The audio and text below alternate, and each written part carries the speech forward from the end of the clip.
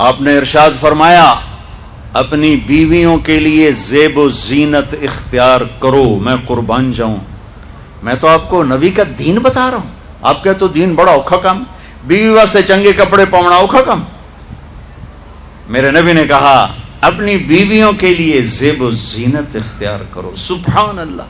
عورتوں سے کہا، واہ واہ، قربان جاؤں، اشارتاً ہمیں مردوں کو صراحتاً، عورتوں کو اشارتاً اپنی بیویوں کے لیے زیب و زینت اختیار کرو۔ بنو اسرائیل میں زنا اس لیے پھیلا کہ مردوں نے بیویوں کے لیے زیب و زینت چھوڑ دی تو وہ غیر مردوں کی طرف مائل ہو گئیں۔ اور پھر عورتوں کو فرمایا کہ خامدوں کے لیے تیار ہو۔ کیسے؟ آپ نے فرمایا جنت کی حور اپنے خامد کے لیے ایسے تیار ہوگی جیسے ام سلمہ میرے لیے تیار ہوتی ہیں۔ سبحان اللہ، سبحان اللہ۔ ابھی عورتوں نے شادی پہ جانا ہو تو بیچارے مرد دی مصیبت آئی ہوندی ہے، اودیاں ترا جتیاں ترٹ جاندیاں نے کپڑے ڈھو ڈھو کے، اور خامد کے لیے تیار ہونا ہو تو انہوں موت پہ جاندی۔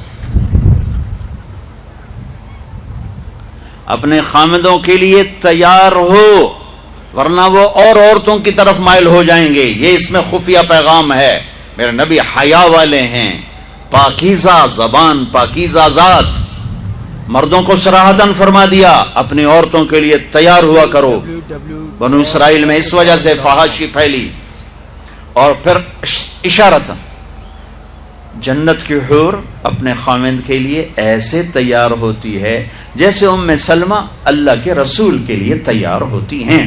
جب حضرت فاطمہ رضی اللہ تعالیٰ عنہ کی شادی ہوئی اور نکاح ہو گیا اور رخصتی 1 ماہ بعد، 2 ماہ بعد، 6 ماہ بعد، 1 سال بعد یا فوراً، یہ ساری روایات ہیں، لیکن زیادہ صحیح ہے کہ کچھ عرصے بعد رخصتی تھی، فوراً نہیں تھی۔ تو جب حضرت علی نے آ کے رخصتی کا مطالبہ کیا حضرت ام ایمن کے ذریعے سے، تو آپ نے حضرت حفصہ اور حضرت ام سلمہ اور حضرت عائشہ ان تینوں سے فرمایا کہ تم جانتی ہو نا میری بیٹی فاطمہ مجھے کتنی محبوب ہے، میری بیٹی کو دلہن بناؤ۔ اللہ اکبر، میری بیٹی کو تیار کرو۔ یہ میں دین بیان کر رہا ہوں، بے پردگی نہیں، بے حیائی نہیں، زیب و زینت میرے دین کا حصہ ہے، میرے نبی کی شریعت ہے۔ میرا نبی خوبصورت دین لے کر آیا ہے، ایک خوبصورت زندگی لے کر آئے ہیں۔ پتہ نہیں ہم نے کہاں سے عجیب و غریب دین کے فلسفے نکال لیے ہیں۔ سبحان اللہ، قربان جاؤں۔ آپ نے کہا جابر شادی کی؟ کہا جی کی۔ کہا کماری سے کہ بیوہ سے؟ کہا جی بیوہ سے کی۔ کہا اللہ بکرن فتلاعبک وتلاعبها، ارے تو نے کماری سے کیوں نہ کی؟ وہ تجھ سے کھیلتی تو اس سے کھیلتا۔ میں اپنا میرے نبی کا دین بیان کر رہا ہوں۔ آپ کیا سمجھنا صرف رمضان کے روزے رکھنا دین ہے؟ ہاں وہ دین ہے، بہت بڑا حصہ ہے دین کا۔ عبادت میرے دین کی بیس ہے، بیس ہل گئی تو ساری عمارت گر جائے گی۔ نماز نکل گئی، روزہ نکل گیا، زکوٰۃ نکل گئی، حج نکل گیا، پیچھے کیا رہ گیا؟ ساری عمارت ٹوٹ گئی۔ لیکن یہ بیس کو عمارت نہیں کہتے، ہاں بیس پر عمارت کھڑی ہوتی ہے۔ میں عمارت کے کچھ خد و خال بتا رہا ہوں، کچھ نقش و نگار بتا رہا ہوں کہ میرا نبی دین کی عمارت ہمیں کیسے دے کر گئے۔ کبھی آپ نے میلا کپڑا نہیں پہنا، پرانا کپڑا پہنا، پیوند لگا کپڑا پہنا، میلا کپڑا زندگی بھر نہیں پہنا، زندگی بھر۔ اور آپ کے بدن مبارک سے، آپ کے پسینے سے ایسے خوشبو آتی جیسے مشک سے خوشبو آتی، دنیا کے سب سے مہنگی خوشبو۔ آپ حضرت ام سلیم کے گھر میں آرام فرما رہے تھے دوپہر کے وقت، تو آپ یوں کر کے سوئے ہوئے تھے، یوں یہ کوہنی آگے نکلی ہوئی تھی۔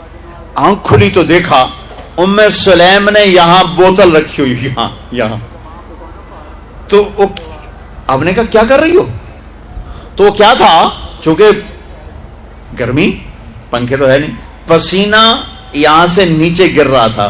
ام سلیم نے نیچے بوتل رکھی ہوئی تھی اور وہ سارا پسینہ اس کے اندر جمع کر رہی تھی. کہا ام سلیم کیا کر رہی ہو؟ کہا یا رسول اللہ یہ آپ کا پسینہ اکٹھا کر رہی ہوں، یہ مشک سے زیادہ خوشبودار ہوتا ہے. میرے نبی نے کبھی گندے کپڑے نہیں پہنے، کبھی میلے کپڑے نہیں پہنے. پرانا پہنا ہے، پیوند لگا پہنا ہے، میلا نہیں پہنا. میرا دین یہ نہیں کہتا کہ ایسی شکل میں آ جاؤ کہ لوگ بھاگنے لگ جائیں. سب سے زیادہ عزت اہمیت دو. شادی کے بعد ماں باپ کا حق پیچھے، بہن بھائیوں کا حق پیچھے، حتیٰ کہ اولاد کا حق بھی پیچھے ہے اور خاوند کا حق پہلے ہے. بہت سی عورتیں اپنی نادانی کی وجہ سے ماں باپ کے پیچھے لگ کر اپنے خاوند کو چھوڑ دیتی ہیں، خاوند کو ذلیل کر دیتی ہیں. اپنے بچے کے پیچھے لگ کے اپنے بچوں کی وجہ سے اپنے خاوند کو بے عزت کرتی ہیں. بہت سے باپ اپنے بچوں کی وجہ سے بیوی کو بے عزت کرتے ہیں، یا اپنے ماں باپ کی وجہ سے بیوی کو بے عزت کرتے ہیں. یہ سب بے اعتدالیاں میرے معاشرے میں ہیں. اللہ کا واسطہ دیتا ہوں، ایک دوسرے کو عزت دو، رشتوں کو عزت دو. ہر ایک کا اپنا مقام ہے، ہر ایک کو اپنے مقام پر رکھو. ماں باپ کی وجہ سے بیوی کو بے عزت نہ کرو، بیوی کی وجہ سے ماں باپ کو بے عزت نہ کرو، بیوی اپنے ماں باپ کی وجہ سے خاوند کو بے عزت نہ کرے. یہ وہ رشتہ ہے جس میں اولاد بھی نہیں داخل ہو سکتی. اولاد کو بھی پیچھے کیا گیا ہے خاوند اور بیوی کے رشتے میں. اور یہ وہ رشتہ ہے جس سے میرے اللہ نے اپنی نشانیوں میں سے ایک نشانی بتایا ہے. ایک نشانی، من آیاتہ ان خلقکم من تراب. میں ٹپس پڑھتا ہوں آیات کے، ساری آیت نے. میری بہت بڑی نشانی تو میں مٹی سے بنایا. واقعی نشانی ہے نا بھائی؟ ارے بولو. من آیاتہ خلق السماوات والارض. میں نے ایک آیت چھوڑ دی، بعد میں پڑھوں گا. میری بہت بڑی نشانی زمین آسمان کا بننا. واقعی بہت بڑی نشانی. من آیاتہ منامکم باللیل والنہار. میری بہت بڑی نشانی تمہارا سو جانا اٹھنا. واقعی بہت بڑی نشانی. من آیاتہ یریکم البرق خوفا وطمعا. میری بہت بڑی نشانی بادل، بجلی، گرج، بارش. واقعی. من آیاتہ ان تقوم السماء والارض بامرہ. میری بہت بڑی نشانی زمین آسمان کھڑے ہوئے ہیں. من آیات ان یرسل الریاح مبشرات. میری بہت بڑی نشانی کہ گرم ہوائیں ایک دم ٹھنڈی ہو کر بادل لے کر آتی. اب میں وہ آیت پڑھتا ہوں جو میں نے چھوڑ دی تھی، اور جو شاید آپ نے اس اینگل سے کبھی سوچا نہ ہو کہ اللہ کس چیز کو اپنی نشانی کہہ رہا ہے اور کتنی بڑی بڑی نشانیوں میں اس کو لا رہا ہے. میری بہت بڑی نشانی مٹی سے بنایا، میری بہت بڑی نشانی زمین آسمان بنایا، میری بہت بڑی نشانی جاگنے سونے کا سلسلہ بنایا، میری بہت بڑی نشانی بارش، بجلی، گرج، چمک، میری بہت بڑی نشانی زمین آسمان کا تھمے رہنا، میری بہت بڑی نشانی ہواؤں کا بادل لانا. اب سنو، من آیاتہ ان خلق لکم من انفسکم ازواجا لتسکنوا الیہا وجعل بینکم مودۃ ورحمہ ان فی ذلک لآیات لقوم یتفکرون. اللہ اکبر. صرف یہاں یتفکرون کا لفظ اللہ لے کر آئیں کہ غور کرو گے تو پتہ چلے گا نشانی کیا. میرا اللہ کہہ رہا ہے کہ میری بہت بڑی نشانی ہے کہ میں نے خاوند اور بیوی کا رشتہ بنایا. کبھی یہ اس طرف دھیان گیا ہے کہ یہ جو ہم خاوند بیوی بیٹھے ہیں یہ اللہ کی بہت بڑی نشانی؟ کبھی خیال ہے؟ اللہ اکبر. اللہ نے ماں باپ کا رشتہ بنایا، اسے نشانی نہیں کہا. اللہ تعالیٰ نے اولاد کا رشتہ بنایا، اسے نشانی نہیں کہا. اللہ نے دادے پوتے بھی جتلائے، اسے نشانی نہیں کہا. اللہ نے پھوپھی خالہ بھی بتائیں، دادیاں نانیاں بھی بتائیں، اسے اللہ تعالیٰ نے نشانی نہیں فرمایا. نشانی کسے فرمایا؟ خاوند اور بیوی، یہ میں نے رشتہ بنایا، یہ میری کتنی بڑی نشانی ہے. اس ایک رشتے کو باقی رکھنے کے لیے سینکڑوں آیات ہیں، سینکڑوں آیات. اور طلاق سے نفرت کا اظہار. میرے نبی نے کہا علی طلاق سے بچنا. جب طلاق دی جاتی اللہ کا عرش کانپ اٹھتا ہے. ناجائز طلاق، بے جا، ضرورت کی وجہ سے طلاق لی بھی جا سکتی ہے، دی بھی جا سکتی. یہ میں ایک اضافہ کروں گا. بہت سی بچیاں نہیں گزارا ہو رہا، خاوند بدتمیز ہے یا سسرال ظالم ہے، وہ کہتی ماں سے میرا گزارا نہیں ہو رہا، میری جان چھڑا دو. نہیں بیٹی، گزارا کرنا ہوگا، صبر کرنا ہوگا، گزارا کرنا ہوگا، یہی رہنا ہوگا. یہ ماں باپ کا ظلم ہے، یہ ماں باپ کا اپنی اولاد پر ظلم ہے. ہمارا تو زمیندارہ ماحول ہے پنجاب کا.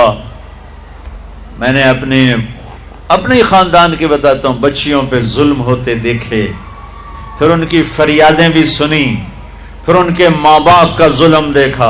اتنا ہی رہنا ہے، اتنا ہی گزارا کرنا ہے، بس اساں ایک باری تیرا کر دیتا ہے، ہوں اساں کوئی نہیں کرنا، پیچھا موڑ کے نہ پیا میں، جی میں کرنا ہی کر، ساڈا کوئی ذمہ نہیں.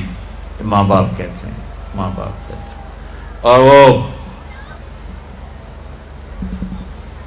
ماہی بے آب مچھلی پانی کے بغیر تڑپتی ہے، اس طرح اس کا دن اور رات ہے.